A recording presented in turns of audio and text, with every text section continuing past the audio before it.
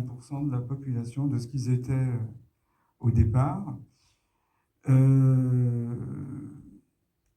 Donc au départ, il y avait à peu près 600 groupes ou ethnies qui parlaient 500 langues, et on n'en connaît que 3, selon Alain Testard, un anthropologue qui avait beaucoup travaillé sur... C'était sa thèse de doctorat. On connaît les Anangu. Ils ont un système extrêmement intéressant qu'on appelle le totémisme, où il n'y a pas de séparation entre les animaux, les hommes, les végétaux. Ils sont regroupés ensemble. Alors on peut faire partie du kangourou, etc. Et comment dirais-je, on trouve une proximité ou un lien avec l'aspect physique et moral. Donc c'est intéressant parce qu'il n'y a pas de séparation entre les hommes, les animaux et les plantes comme nous l'avons fait. Nous sommes un peuple de classificateurs. D'ailleurs, je pense qu'on est condamné à classifier. Qu'on soit physicien des particules et qu'on classe les particules au CERN ou un aborigène australien, on a un système de classification, mais qui est beaucoup plus qualitatif. C'est une grille de classification, une grille linguistique qui permet, par analogie avec la diversité du monde végétal et animal, de construire une vision cohérente du monde. Bon, évidemment, vous connaissez tous le temps du rêve, le dream time. Voilà. Alors, je vais peut-être parler d'un Radcliffe Brown, qui est un des anthropologues qui s'est intéressé aux aborigènes australiens. On est au début du fin 19e, début du 20e, a vu un point commun entre ces 600 ethnies, c'est la notion de serpent arc-en-ciel, qui s'appelle Uluru. Donc selon les mythes aborigènes australiens, je dis bien les mythes, il y a des variations, hein, il y a un mythe fondateur, puis après il y a plein de variations. Le serpent arc-en-ciel tourne autour de la Terre, et à un moment donné, il sent un territoire où il pourra se poser. Alors, arc-en-ciel, ça veut dire qu'on va, comme la couleur, du rouge au bleu, c'est le spectre complet. Et là où il se pose, il y a un renouveau spirituel. Alors, c'est une jolie métaphore pour dire qu'à un moment donné, quand une civilisation est prête à la reliance, eh bien, les signes sont là. Bon, évidemment, ils ont été extrêmement malmenés, c'est le moins qu'on puisse dire. Et ils ont encore, ce sont les vrais hommes, hein, le message des hommes vrais. Hein, c'était une journaliste qui avait été voir les aborigènes australiens et elle s'apercevait qu'ils pouvaient communiquer entre eux par télépathie. Ils ont encore gardé des pouvoirs que nous avons perdus. Peut-être c'est ça qui est extrêmement confrontant pour l'homme occidental. Quand il voit un aborigène australien, il perçoit tout ce qu'il a perdu dans son évolution, dans un monde technique et scientifique, principalement basé sur la ville, l'urbanisation. Oui, merci Philippe. Oui, alors bonjour à tous. Je voulais vous présenter donc la thématique du jour. Donc ce matin, nous avons le film de Vanessa qui a hâte sûrement de le présenter. Et à 14h, il y aura un de mes films à moi aussi dans la peau de l'ours. Donc la thématique du jour, ce sont les enfants volés.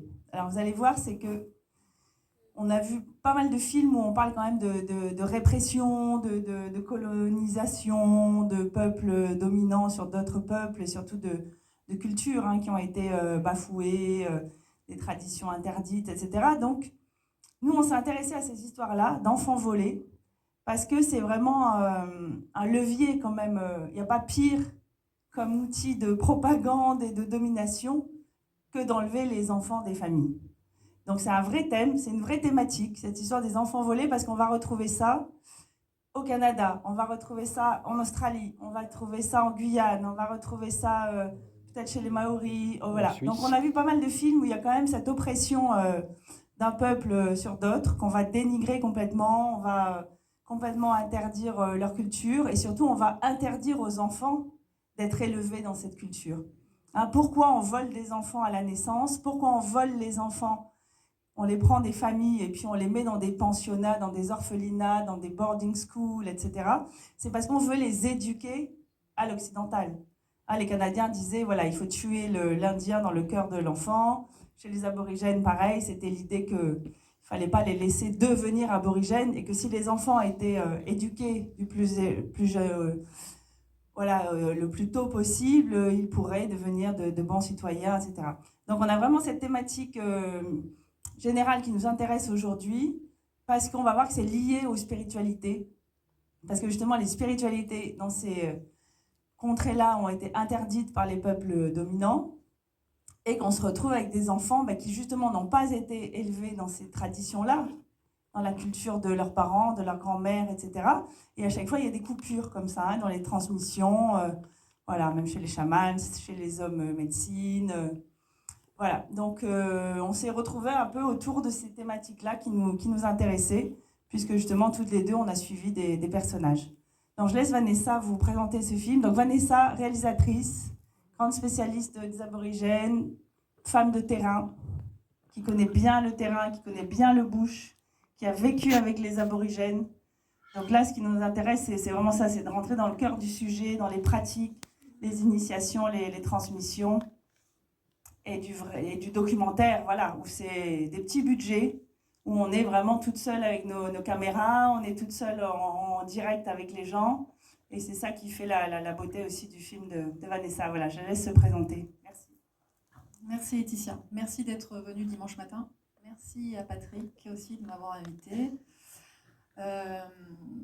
Oui, en effet, moi j'ai été bouleversée en fait en 2005 en regardant un film sur les aborigènes qui s'appelle Le chemin de la liberté, l'histoire vraie de 3 fillettes enlevées à leur famille aborigène parce qu'elles étaient. Il y a eu du métissage pendant la colonisation, donc ils voulaient en Australie en 4 générations éradiquer la couleur noire. Donc le système qui s'est imposé, c'est de prendre des métisses, commencer par les métisses, les marier à plus blancs à des métis un tout petit peu plus blancs et en 4 générations blanchir toute la population.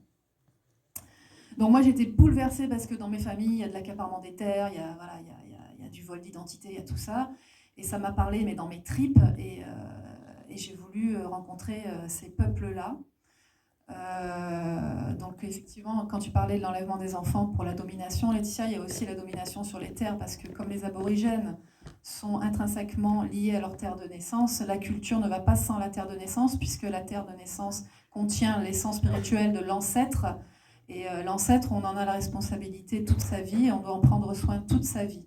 Donc l'accaparement des terres, c'est pour les ressources, c'est enlever les aborigènes, c'était pour les ressources, et donc on les a coupés de leur lien, leur lien spirituel à travers les enfants.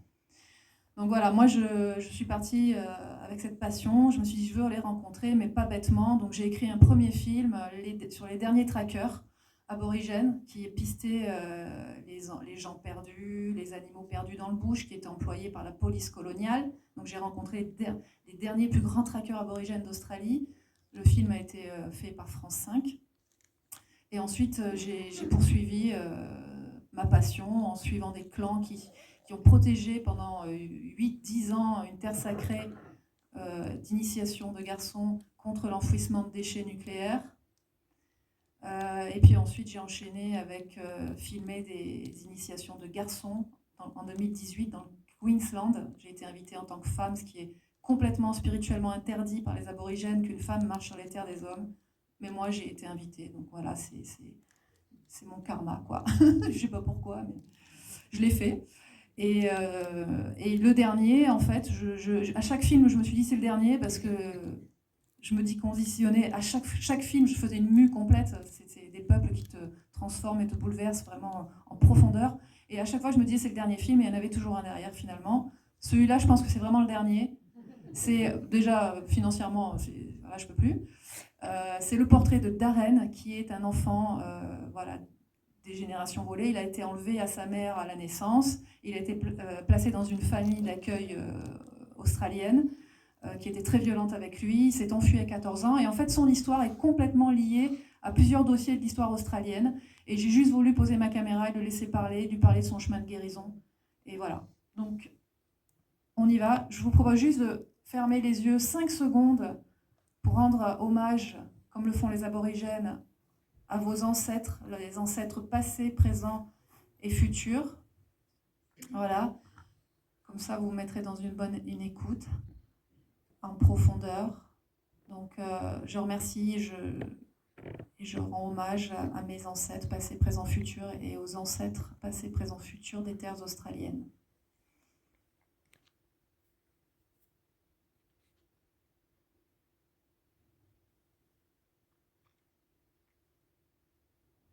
Merci.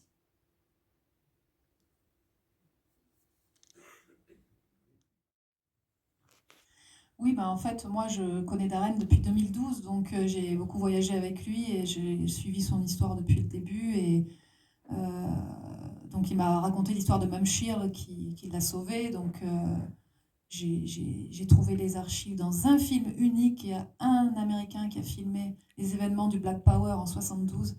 Et donc, c'était facile à trouver parce qu'il n'y a qu'un film qui les diffuse et je les ai achetés. Et Darren m'a aussi donné accès à des archives personnelles comme le feu à la tente ambassade avec la police qui vient empêcher le feu, voilà. Parce que des aborigènes qui filment, alors du coup, ils demandent des vidéos voilà, gratuitement. J'avais accès à ça. Et je les avais toutes depuis très longtemps, puisque j'avais fait un film qui s'appelle La Révolte des rêves, dans lequel Darren apparaît déjà en tant que personnage central. Et j'avais déjà utilisé ces archives et je les réutilise encore. Voilà, pour les faire voyager un petit peu plus.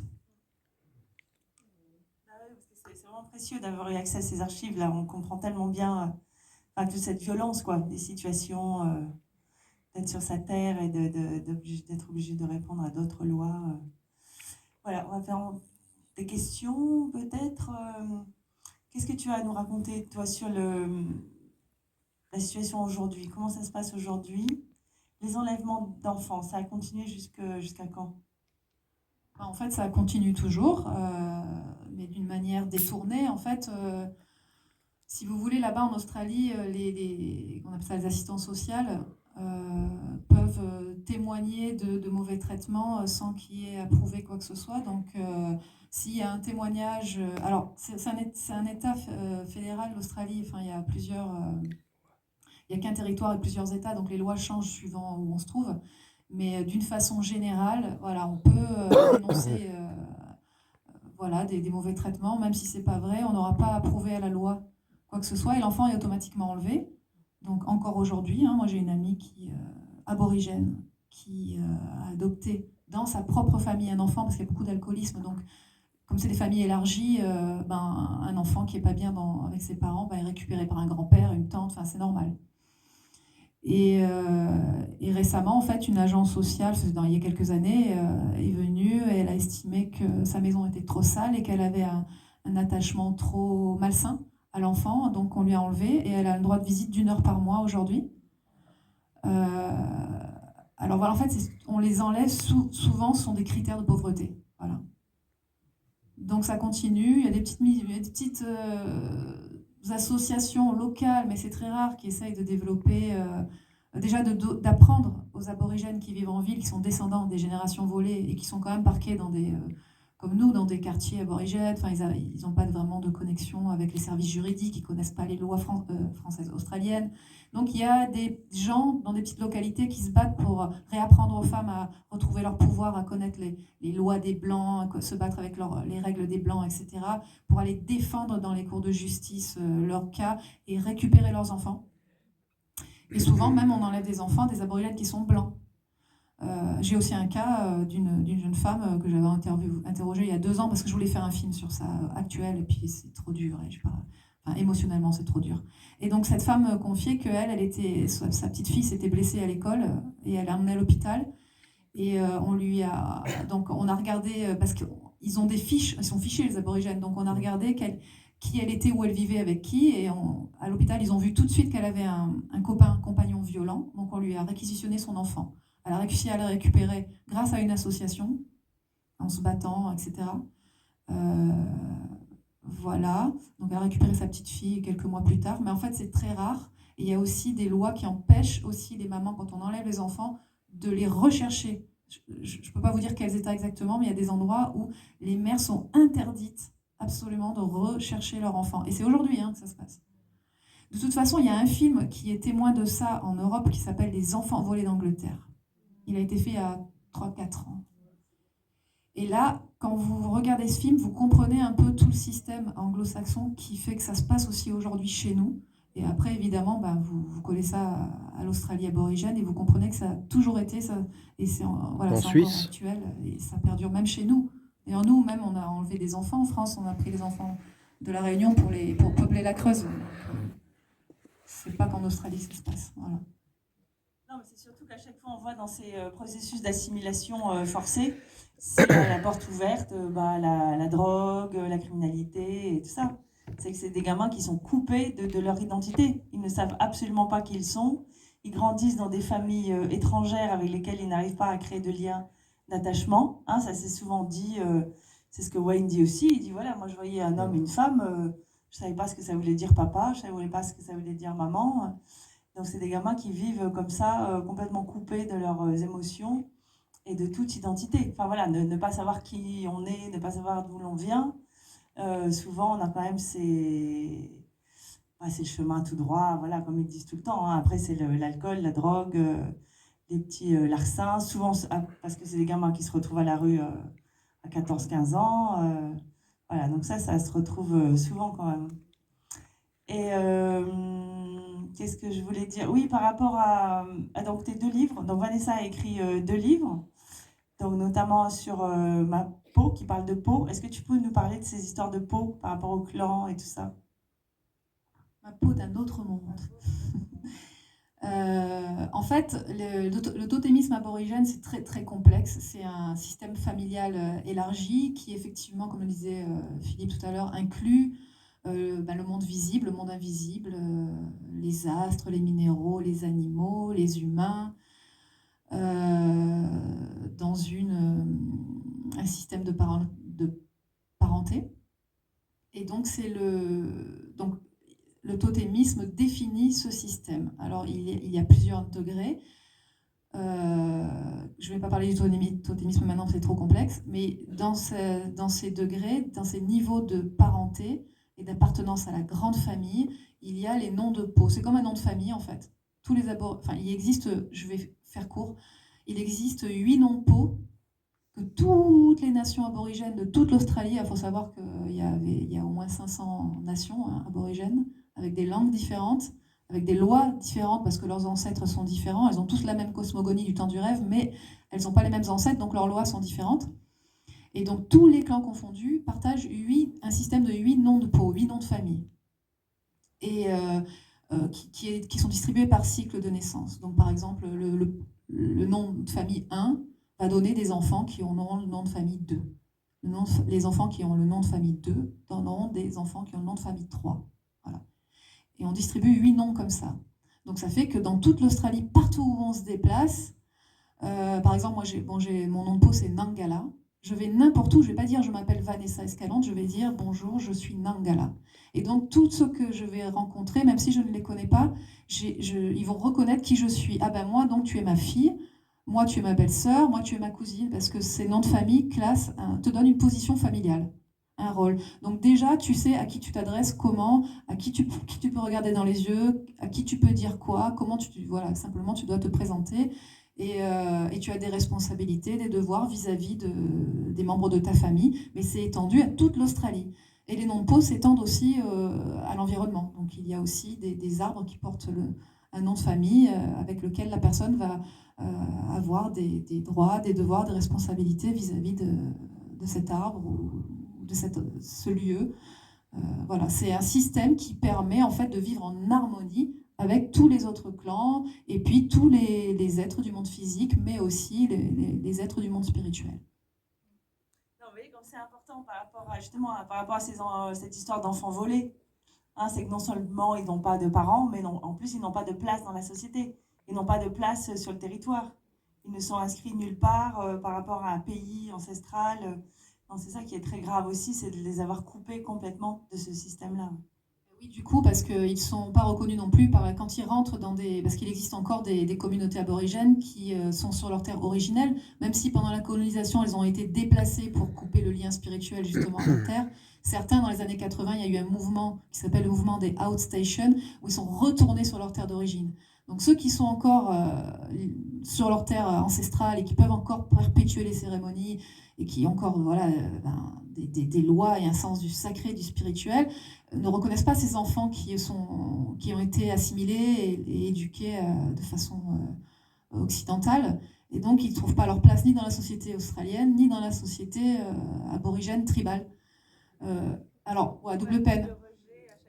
Donc, on voit beaucoup aujourd'hui de descendants des générations volées aborigènes qui retournent chez des anciens d'autres tribus, d'autres terres, pour se réinitier dans des cérémonies et recevoir quelque chose, un héritage, même si ce n'est pas le leur originel, ils deviennent le gardien de rêves d'autres communautés.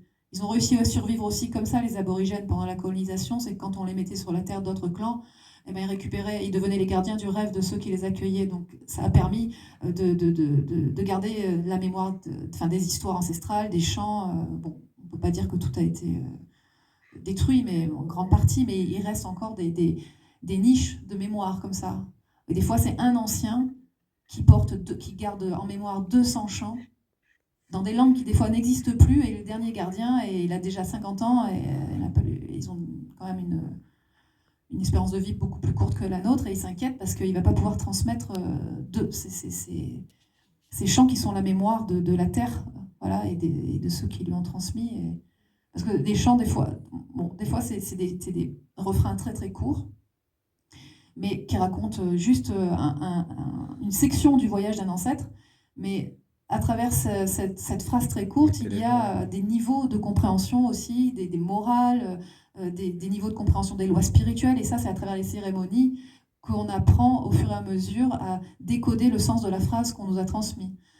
Donc vous voyez, quand on a 200 chants, qu'on est le dépositaire de 200 chants, qu'on a 50 ans, qu'on n'a personne à qui transmettre, parce que les jeunes aujourd'hui, ils pensent juste à regarder Netflix, même dans le désert, hein. Moi, j'ai filmé un grand guérisseur aborigène qui est venu en 2017 chez toi, Patrick Linde-Sullivan. Je suis partie 2 mois et demi dans le bush avec lui. À un moment, il veut transmettre ses chants à son neveu qui a un t-shirt New York avec une bouteille de coca dans la main. Il se met devant la montagne de la maman Jingo et lui dit « Ça, c'est la mère du Jingo, le bébé qui est détruit par un site sacré là-bas. Ça, c'est sa maman. » Et je chante son chant, mais c'est une langue qui déjà n'existe plus. C'est puissant. Et le petit le regarde. Quand il a fini, il lui dit « Je veux des frites. » Et l'Inde s'il fait « Tu veux des frites ? Allez, on y va. » C'est terminé. J'ai eu ma séquence, mais c'est horrible en fait. Et Comme c'est chez ça, nous. c'est ça aujourd'hui. Les jeunes ont honte d'aller se mettre nus dans le désert. Ils n'ont plus la connexion avec les anciens. Il y a les liens sont cassés. Il y a beaucoup de drogue. Et puis ils ont envie de faire comme à la télé. Ils n'ont plus envie d'être tout nus à danser dans le désert.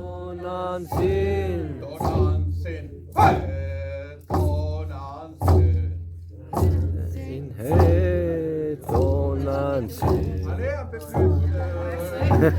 Voilà. Tonansin, ouais. Tonansin, ouais. Tonansin. À moi. Hippalmeno wanneto yoloteon, lasso kamate tonansen. Hippalmeno wanneto yoloteon, lasso kamate tonansen.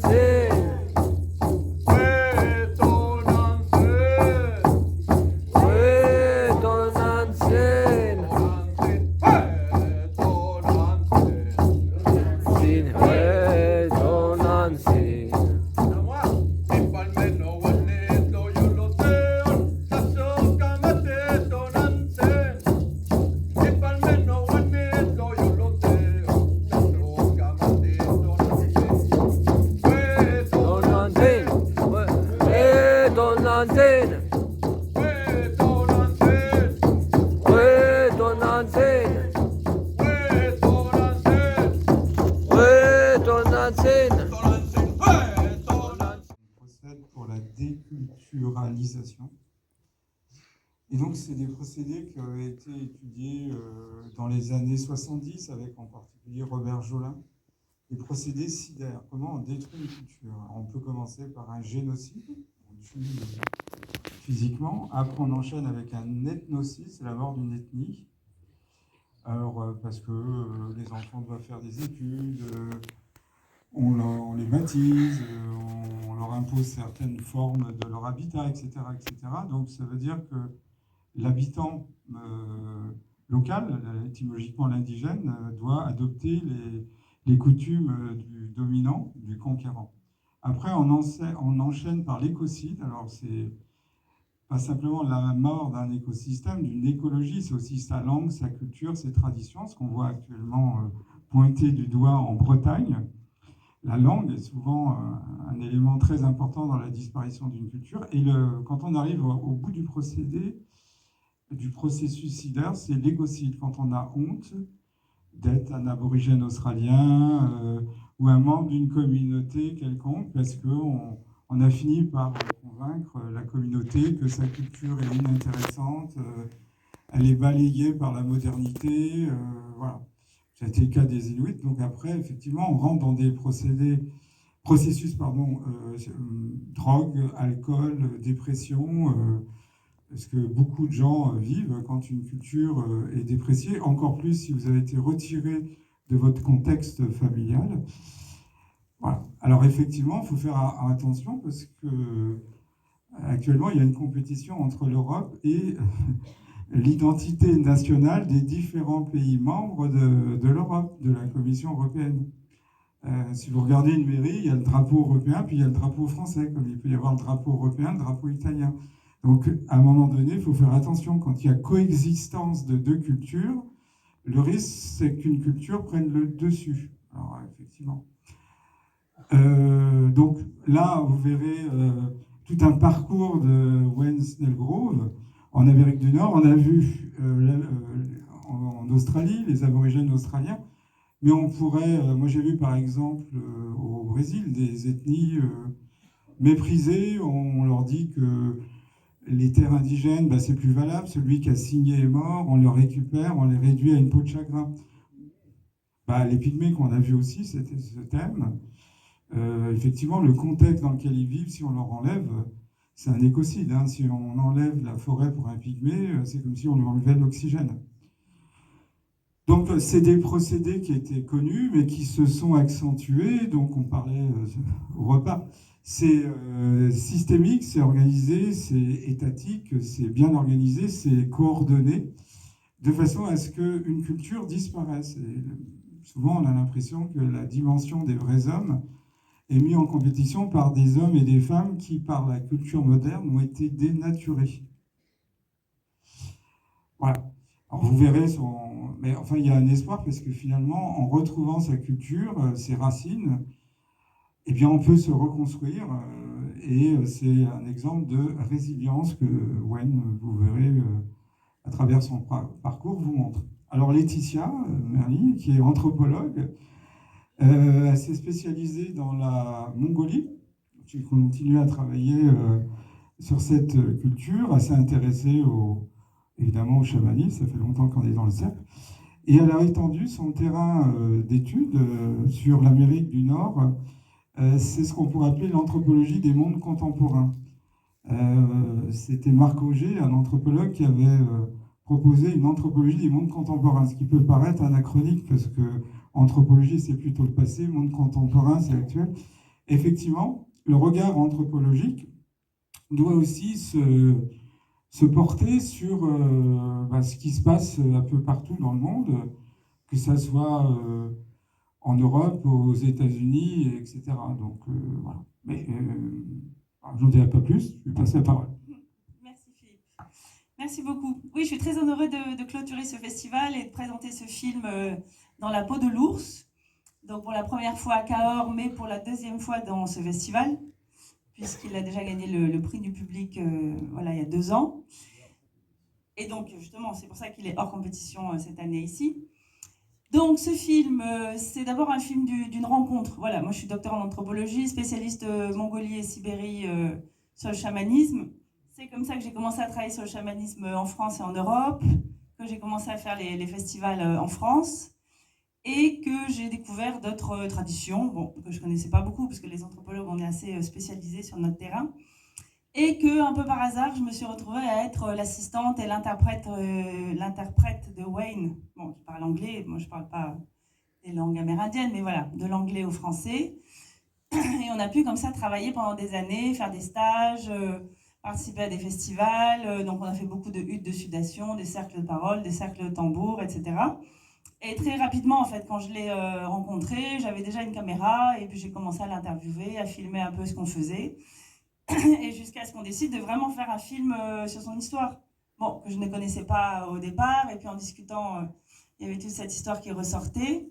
Et donc rien n'a été tourné au Canada, hein, tout a été tourné en France, justement pendant ces différents séjours en France, quand il venait dans les festivals, quand on organisait des stages, etc. Donc je ne vais pas vous raconter sa vie maintenant, parce que justement c'est ce dont le film parle et c'est lui qui en parle. Je suis vraiment désolée, il ne peut pas être là aujourd'hui. Je sais que c'était marqué dans le programme, mais il ne sera pas non plus en visio, parce qu'il est en Irlande en ce moment, et il est en hutte de sudation avec tout un groupe. Voilà, donc il m'a dit, voilà, à partir de 9h, ils font le feu, et toute la journée, ils préparent la hutte et tout ça. Mais il me donne carte blanche pour parler à sa place, puisque j'ai été sa porte-parole, on va dire, pendant des années, et que je connais bien sa vie et ses pratiques spirituelles. Donc on pourra, voilà, je pourrais, je pense, répondre à toutes vos questions par rapport à ce qu'il fait. Donc Wayne est un homme médecine, Saulteaux du Canada, donc c'est la grande famille des Anishinaabe. Mais vous allez voir, il ne savait pas jusqu'au début de voilà, jusqu'à la trentaine, il ne savait pas vraiment d'où il venait. Donc c'est ce qu'il va vous raconter. Et il m'a fait passer le message aussi qu'il dit tout le temps, vous verrez aussi dans le film, voilà. Si aujourd'hui personne ne vous a dit « je t'aime », moi je te le dis. Bonne projection. J'ai vu à la fin, donc les pensionnats ont perduré jusqu'en 96. Ah, oui. Il n'y a personne à la régie. Ça, c'est Wayne qui ne veut pas partir, qui est désolé de ne pas être là. Alors, il dit, voilà, je vais revenir. C'est un message de sagesse. Ouais, ça va, ça va. Donc, vous avez vu, donc les pensionnats jusqu'en 1996 quand même. Et les enfants volés, c'est jusqu'au début des années 80. Et donc, ce qui est intéressant aussi à voir, c'est que Wayne, avec tout son traumatisme, quand il retrouve sa famille, en fait, il s'aperçoit que les autres aussi sont traumatisés, qu'il n'y avait pas que lui du tout. Les autres sont restés, mais étaient tout autant traumatisés, puisqu'ils ont connu aussi les pensionnats, ils ont été acculturés, etc. Donc, il a retrouvé une famille complètement déstructurée aussi. Lui, il pensait retrouver des Indiens dans une réserve et être accueilli et faire des trucs d'Indiens et tout ça, et pas du tout. Parce qu'il s'est aperçu que sa mère était contre tout ce qui était traditionnel, que tout ce qui était guérison traditionnelle, objet de culte et tout ça, ils n'en voulaient pas dans leur maison. Et que, voilà, ils avaient tous été bien traumatisés aussi. Donc c'est ça un peu l'histoire que je voulais montrer, voilà, c'est que lui, tout ce qu'il découvre en fait, lui il découvre sa famille à 32 ans, il a été élevé par des blancs américains, dénigré, traumatisé toute sa vie, et puis à 32 ans il découvre une famille complètement dézinguée aussi, voilà, c'est que tu dit dézinguée, voilà, oui, c'est complètement détruite et traumatisée aussi. Et de trouver sa résilience que lui avait trouvée sur son chemin. Parce qu'à 32 ans, quand il rencontre sa famille biologique, lui est déjà passé par des foyers, a déjà fait de la prison, enfin voilà, il est passé par plein de services sociaux. Et sur son chemin, il a rencontré des hommes médecine qui justement vont dans les prisons, font des huttes de sudation, etc. Donc c'est comme ça qu'il a reconnecté avec une tradition qui n'était même pas la sienne du Canada, peu importe, hein, voilà, c'était la voie rouge. Et c'est quand il est rentré chez lui au Canada, chez les Saulteaux, où lui a dit « Ah mais non, nous on ne fait pas ça du tout. Nous on ne veut même pas en entendre parler et tout ça. » Et finalement c'est à l'étranger, quand il a commencé à prendre sa place d'homme médecine et à faire des choses en Europe et avec des Blancs. Enfin du coup voilà, c'est quand même ça, c'est que il n'est même pas, on va dire, homme médecine dans sa réserve, puisqu'il n'y a pas de pratique, il n'y a pas de cérémonie, il n'y a rien. Et c'est seulement quand il vient en Europe que finalement, il peut pratiquer, il peut partager, il peut faire des citations et tout ça. Donc c'est ça un peu l'ironie aussi de l'histoire. Voilà, si vous avez des questions. Oui, monsieur.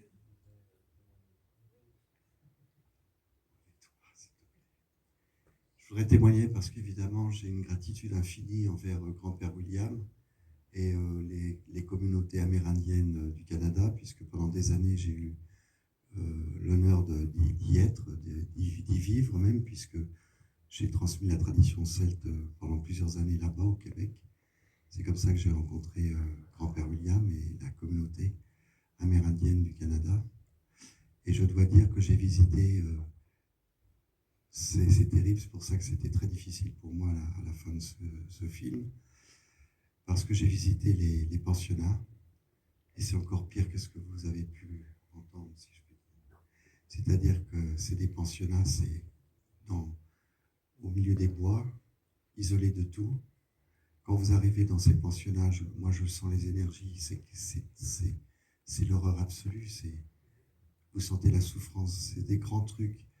Et c'était géré, comme on l'a vu, par les prêtres et les bonnes sœurs, avec une violence dont je ne veux même pas évoquer, mais même il a beaucoup de délicatesse, parce qu'il n'a pas connu, lui, il a été un peu préservé. Dans l'horreur, il a été préservé. Car moi, j'ai rencontré beaucoup d'Amérindiens qui ont été dans ces pensionnats. Et il faut le dire que pratiquement tous, vous entendez, je suis obligé de vous livrer ce témoignage. Pratiquement tous ont été atteintes, violées, maltraitées par les prêtres, mais aussi par les bonnes sœurs. Ça m'avait comment dire, effondré de savoir ça. Il y avait comme une sorte d'industrie qui était à l'abri de tout, parce que le Canada, c'est immense. Et donc, j'en ai vu 2 pensionnats, ça m'a suffi, qui étaient abandonnés, hein, mais des trucs immenses, mais en pleine forêt, c'est-à-dire à l'abri de toute chose, quoi. J'ai pu rencontrer aussi, à Maniwaki, les survivants de tout cela, qui aussi témoignent de la voie rouge. Et alors, j'amène une petite nuance, ça ne met pas en cause. Oui, il y a plein de communautés où encore la voie rouge n'est pas pratiquée, c'est vrai. Mais quand même, j'ai pu observer que partout, il y a une renaissance des pratiques de la voie rouge, avec, même s'ils sont encore minoritaires, même encore il y a 5 ans, c'était encore minoritaire. Le prêtre a encore son importance dans les réserves, ce qu'on appelle réserve. Je pense à Pointe-Bleue, je passe tous les cités où j'ai été reçu, où j'ai été invité. C'est quelque chose que vous ne pouvez pas imaginer. Vous avez entendu ce témoignage qui est bouleversant. La vérité, la réalité est encore pire que ce que vous avez entendu. C'est l'horreur, on touche l'horreur. On a parlé des camps de concentration, mais écoutez, excusez-moi, c'est pas l'émotion qui me fait dire ça, on n'en est pas loin. Sauf que c'était pas des peuples entiers, enfin des nations entières. Voilà le témoignage que je voulais amener, puisque là c'est un témoignage personnel, et je voulais absolument pouvoir vous en faire part pour savoir que plus jamais ça, plus jamais ça, plus jamais ça. Et pourtant, ça continue. Nous avons reçu il y a quelques années, tu étais là je crois, Laetitia, les Yézidis de l'Irak. Qui était là quand on les a reçus? Oui, vous vous souvenez? 1000 personnes debout, à pleurer, quoi. Une famille yézidi entièrement disséminée, c'est les Zoroastriens d'Irak. Détruits, torturés, violés, vendus en tant qu'esclaves, les femmes, par les intégristes musulmans. C'était la communauté, les Yézidis, des Zoroastriens qui sont dans les mêmes esprits que... D'ailleurs, ils font partie de notre association. C'est-à-dire qu'ils honorent toute la nature, tous les peuples de la nature. Et dans un monde musulman intégriste, l'intolérance était telle qu'ils ont été massacrés. Aujourd'hui, toute la communauté yézidi ainsi que tous leurs territoires sont annexés. Il n'y a plus un village qui est debout. Ça, c'était en quelle année? Aidez-moi, je suis ému. Il n'y a pas longtemps. Oui, il y a 6-7 ans que c'est arrivé. Quand je dis aujourd'hui, il y a 6-7 ans. Donc, ce qui n'arrive plus au Canada, car ça a été dit par Snellgrove, mais le gouvernement canadien a présenté officiellement ses excuses. D'ailleurs, vous avez vu Robert Sevencrow, qui est maintenant reconnu par le gouvernement, puisque c'est lui qui est le représentant de la communauté amérindienne dans les pratiques traditionnelles dans les prisons, ce que faisait Grand-Père William. Donc le gouvernement s'est sincèrement excusé. Il les a reçus, ils ont été reçus. Robert Sevencrow était dans ses délégations, et le gouvernement a présenté ses excuses. Alors vous allez me dire, c'est facile. Non, c'est déjà un premier pas important. Mais ce n'est pas pour cela qu'encore aujourd'hui, les Blancs de Blanc au Canada considèrent aussi qu'encore les autochtones comme des bons à rien, des profiteurs parce qu'ils ont une pension minimum, mais ils ont une aide. C'est encore comme ça. Mais nous, on n'a pas de leçon à donner aux Canadiens. En France, nous avons des fois, j'entends des choses en France qui ne sont pas acceptables humainement. Alors, mes amis, je ne suis pas là pour pleurnicher, croyez bien, je suis là pour simplement de dire que oui, c'est possible que les choses changent. Nous sommes tous possibilistes ici. Nous devons, nous, par notre humanité, par notre cœur, changer nous-mêmes et les choses vont changer. Je remercie infiniment Laetitia pour ce film. Et vous savez, il n'y a pas que ce film, elle en a fait des magnifiques. En Mongolie, enfin, vous aurez encore l'occasion de revoir ces films au prochain festival du Chablis l'année prochaine. Elle est abonnée parce qu'on est fan de ce qu'elle fait. Des femmes comme Laetitia, elles sont importantes, très importantes, parce qu'elles créent le lien justement en tant qu'anthropologue. Elles créent le lien entre notre peuple, la voix blanche, la voix rouge, et aujourd'hui, grâce à notre association, notre cercle, ils savent aussi, les peuples de la voix rouge et les autres peuples, que nous aussi, nous, la voix blanche, on a été martyrisés, maltraités, brûlés. Les femmes étaient brûlées parce qu'elles étaient herboristes, accusées de sorcellerie, toujours par les mêmes, les tenants de ces religions d'État, qui, un crucifix dans une main et un glaive dans l'autre, ont massacré la planète tout entière. Alors, je ne veux pas accuser les catholiques parce qu'il y a des gens merveilleusement bien, mais c'est au nom toujours des systèmes religieux qu'on massacre les peuples autochtones, les minorités spirituelles. La bonne nouvelle, c'est que depuis maintenant 30 ans, 40 ans, 50 ans, grâce aux anthropologues, grâce aux scientifiques, je pense à Jung aussi, où on remet à l'honneur ces peuples traditionnels avec leurs connaissances, leurs racines, qui nous relient à notre histoire. J'ai une bonne nouvelle à vous annoncer, c'est que le catholicisme n'est pas nos racines, comme certains le disent. C'est une branche d'un arbre. Les racines, c'est ce que conservent les traditions autochtones, cachées dans les forêts, protégées. Quand il ne reste plus beaucoup. Ceux qui savent parler du peuple des nuages, du peuple des arbres, du peuple des pierres. Tout est peuple. Et nous sommes tous des peuples, les uns à côté des autres, en train de célébrer, d'honorer la nature, dont nous faisons partie. Comme ça a été dit, nous ne sommes pas dominants dans cette nature. Nous sommes un des éléments de la nature. Et comme effectivement on a une fonction, cette fonction, c'est d'en prendre soin. Merci à tous les peuples autochtones de la planète. Merci à la voix rouge. Merci à la voix jaune, à la voix noire, et merci à la voix blanche. Nous nous sommes réveillés, et grâce à vous, nous allons encore être beaucoup plus éveillés. Car plus nous serons nombreux, mieux c'est. La matière et la vibration sont séparées. C'est l'un ou l'autre, c'est pas les deux à la fois. Le monde visible uniquement existe. Il n'y a pas de monde invisible, d'univers parallèle, des choses comme ça. Autre postulat, c'est qu'on envisageait en physique classique l'univers comme une immense horlogerie.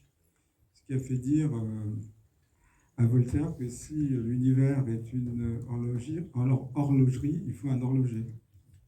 Donc qui joue le rôle d'horloger, qui remonte tout ça. À l'opposé, vous avez des peuples qui sont beaucoup plus proches de cette physique quantique, qui n'est pas l'aboutissement de la physique tout court. Hein. La physique va évoluer et la physique quantique ne sera qu'une transition. Et on a une coexistence de la matière et de la vibration. Le monde invisible existe, la réalité n'est pas ce qu'on en croit. Donc rien que les thèmes qu'on appelle la théorie de la mesure en physique quantique nous ramènent à l'Inde, nous ramènent à tout ce qu'on a vu à travers ces différents univers et ces différents peuples qu'on a pu appréhender à travers ces films. Je dirais que qu'est-ce que c'est qu'une société équilibrée? La question a été posée en anthropologie. Alors la réponse est la suivante, c'est une approche que j'ai développée avec Éric Navet, qui est un ex-professeur à Strasbourg. une société équilibrée doit avoir 4 équilibres simultanés que je vais décliner dans un ordre et après je changerai l'ordre. L'équilibre de soi à soi, l'équilibre de soi aux autres, l'équilibre de soi à la nature et l'équilibre de soi avec l'univers. Alors, pour nous, occidentaux, on part du singulier pour aller vers l'universel. Donc, dans notre cohérence, on se dit, bah, si je suis bien avec moi-même, je vais mieux relationner avec les autres, puis je vais mieux relationner avec la nature. C'est un peu le courant dans lequel on est.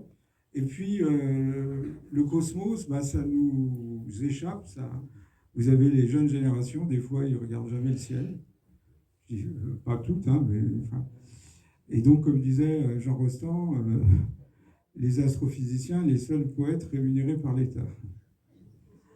Alors, les peuples traditionnels ne voient pas du tout ça comme ça. Ils envisagent que l'équilibre le plus important, c'est l'équilibre de soi avec l'univers, mais toujours dans une connotation visible et invisible. Et si vous vous arrimez à cet équilibre de soi, à l'univers visible et invisible, les autres équilibres s'alignent naturellement, c'est-à-dire l'équilibre de soi avec la nature, de soi avec les autres, et de soi à soi. Vous voyez, pour un occidental, on va du singulier à l'universel, alors que dans les cultures traditionnelles, on parle de l'universel pour revenir au singulier. Alors, une ethnie qu'on appelle les... Ah, zut, j'ai un trou, ça va me revenir.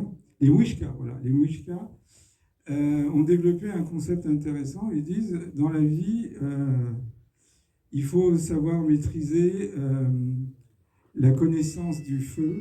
La connaissance du feu, c'est la méditation. La connaissance de la terre, c'est le côté pratique. La connaissance de l'eau, c'est la gestion des émotions. Et la connaissance du vent, c'est la pensée. Mais ce n'est pas suffisant, il faut relier tout ça. Quand vous arrivez à cette maîtrise, vous avez la connaissance du haricot, c'est-à-dire vous êtes en construction, parce qu'on n'est jamais construit, vers un équilibre personnel. Après, il y a l'équilibre du maïs, l'équilibre de la calebasse avec l'ethnie, et après l'équilibre avec le reste du monde. Et c'est vrai que quand on regarde, ça va un peu un côté sociologue, anthropologue, vous avez des gens dans des ashrams, ils ont une formidable maîtrise du corps, mais souvent l'équilibre de la gestion n'est pas toujours présente. L'équilibre du feu lion, parce qu'ils sont aguerris à la méditation. Et il y aurait encore des choses à faire sur l'équilibre du vent. Donc c'est vrai, c'est une réflexion. Et Wishka appelle ça la spirale de la graine. Le but, c'est d'arriver à avoir ces 4 connaissances reliées, comme on a vu les 5 éléments, puisque le 5e, c'est le lien entre tous les autres éléments. Et pour les Grecs, le 5e élément, qu'on appelait l'alpha-éther chez Platon, c'est la quintessence. Alors, ça, c'est une première chose. Donc, on est en train de s'apercevoir que nos sociétés sont plutôt bloquées sur l'égocentrisme, l'individualisme. Donc, très difficile d'en sortir. D'ailleurs, c'est la devise des alchimistes, mais dans sa version diabolique, solve et coagula. Si vous arrivez à dissoudre le lien social, la cohérence sociale, ce que les Allemands appellent le Gemeinschaftsgefühl, le sens communautaire, bah, vous avez beau relier des individus, mais les relier sans qu'il y ait cette prise de conscience globale, émergente, ça ne sert pas à grand-chose. Alors, actuellement, on voit bien qu'il y a l'homme traditionnel, c'est le vrai, j'allais dire, habitant de la Terre. Nous sommes des hommes et des femmes dénaturés. C'est un peu difficile de faire ce constat, mais il ne faut pas oublier que le christianisme a pu se développer à partir du paganisme. Et donc, il y a toujours eu une espèce de volonté d'étouffer ces soubassements, puisque finalement le Christ a essayé dans sa communauté juive, ça n'a pas marché, et donc il a été vers les Romains. C'est la raison pour laquelle forêt, qui vient du latin forestare, ça veut dire le territoire interdit, ça a été tour à tour le territoire des chasses royales, c'est le territoire de Merlin l'Enchanteur. C'est un territoire, quand vous lisez les contes de Perrault, où on n'y est pas très très à l'aise, Je me souviens une fois avoir discuté avec un Arwagos dans la forêt, il m'a dit, je me posais la question s'il était bien, il m'a dit oui, forcément, on est dans la forêt. Donc le fait même d'être dans la forêt, c'est le gage d'un équilibre, puisqu'on est dans un écosystème équilibré, ce qui nous équilibre soi-même. Donc l'Occident a du mal à accepter le fait que la nature est plus forte que nous. Donc on comprend vite quand on est dans une tempête sur un océan. Voilà, on voit que la nature a une puissance phénoménale. Et ça a commencé dans la construction de l'Occident avec Descartes, être comme maître et possesseur de la nature. Il a envisagé les animaux-machines. Quelqu'un a dit à juste titre que si Descartes avait eu un chien ou un chat, il n'aurait pas écrit le traité des passions. Parce qu'il aurait vu qu'un animal a une sensibilité, c'est pas qu'une machine. Puis après est arrivé comment arriver à surpasser la nature, c'est les OGM, les organismes génétiquement modifiés, animaux et végétaux. Et maintenant, le summum, c'est le transhumanisme. Vous avez un mouvement de transhumanisme qu'on appelle le techno-gaïanisme. Alors, il faut bien conclure. Je vais conclure à la façon de... On va honorer le Mexique. Octavio Paz, prix Nobel de littérature, poète et théoricien de la littérature hors pair, disait la chose suivante. L'homme moderne a la prétention de rêver les yeux ouverts. Mais cette pensée éveillée nous a conduits dans les corridors d'un couloir sinueux où les miroirs de la raison multiplient les chambres de torture. En en sortant, nous nous rendrons peut-être compte que les rêves de la raison sont atroces. Peut-être alors recommencerons-nous à rêver les yeux fermés. Alors, c'est le prix du public. Je vais dire donc à Ludovic de le dire. Donc, qui est décerné à Christiane Balland pour son film Yogi. Ouais. Donc, je vais demander à Lynn de venir prendre le diplôme, puisque elle était proche de Christiane, puisque elle nous a suivis en Colombie pour faire un film sur nous.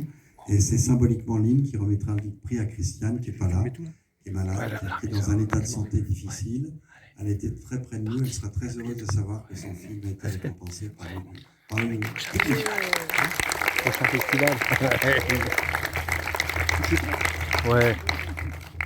Le prix du jury est décerné à Vanessa Escalante pour son film Darren, le gardien du feu. Ouais.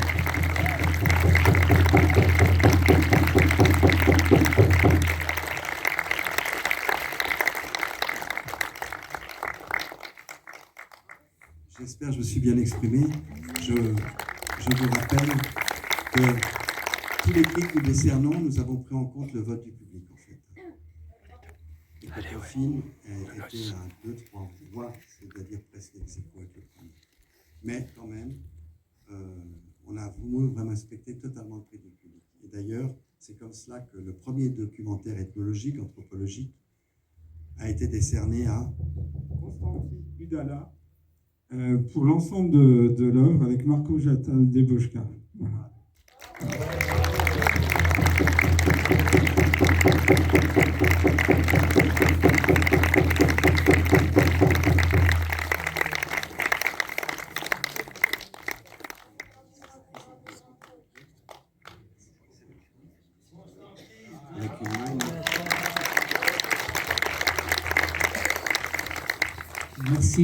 Merci beaucoup. Merci Patrick, merci Ludovic et merci à nous tous. Et en même temps, je voudrais en profiter. Je suis un tout petit peu ému parce que, à travers ma femme, souvent Patrick, il dit le réalisateur, donc c'est Constantin Udala. Et c'est pas vrai. Parce que les 650 films que nous avons réalisés ensemble, c'est la réalisation était de Małgorzata Dębowska, mais pas de Constantin Udala. Constantin Udala, il était simplement à l'image. Au début, Constantin Udala, il se bagarrait un tout petit peu avec Małgorzata, parce qu'il voulait montrer son caractère, s'imposer. Et vite, il a compris que l'intuition de la femme, elle est quand même beaucoup plus importante que mes envies égaux. Alors donc je me suis bien mis par terre. Et ensuite, après, j'ai écouté Małgorzata. Et donc, merci, tu as bien rendu hommage à Małgorzata Dybowska, qui est plus parmi nous.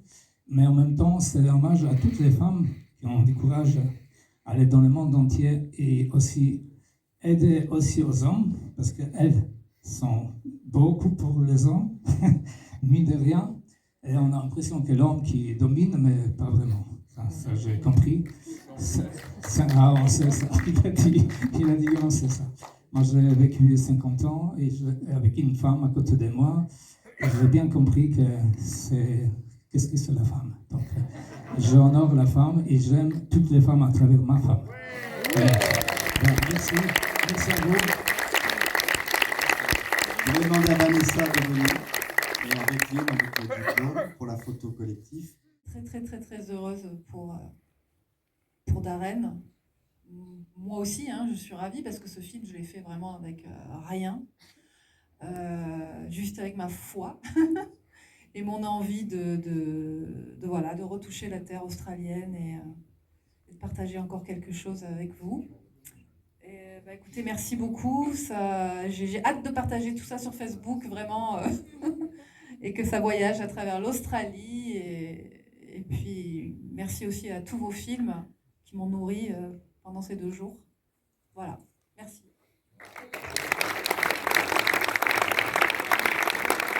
Au nom de Christiane Balland. Et moi, j'honore Christiane, comme je l'ai fait tout à l'heure.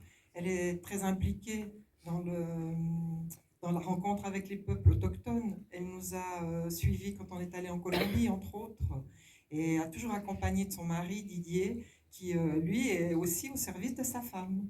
Donc, merci aux grands hommes et merci aux grandes femmes qui font bouger nos lignes. Awen, Awen, Awen. Oui, elle est magnifique. Il a fait la musique du film de Colombie, Origine, et Yogi, et je trouve que ces musiques sont absolument magnifiques. C'est un musicien, en plus d'être derrière la caméra. Donc, merci au couple. Awen.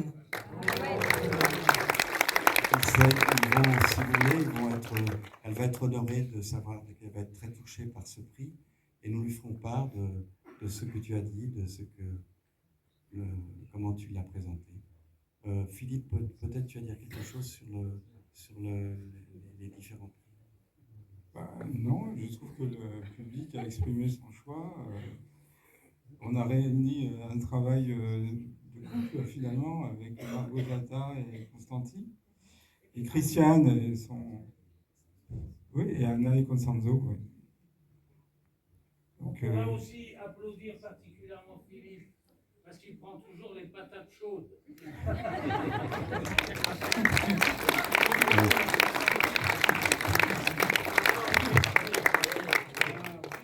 T'exagères, j'arrête pas. Ah non, mais là, un remerciement spécial.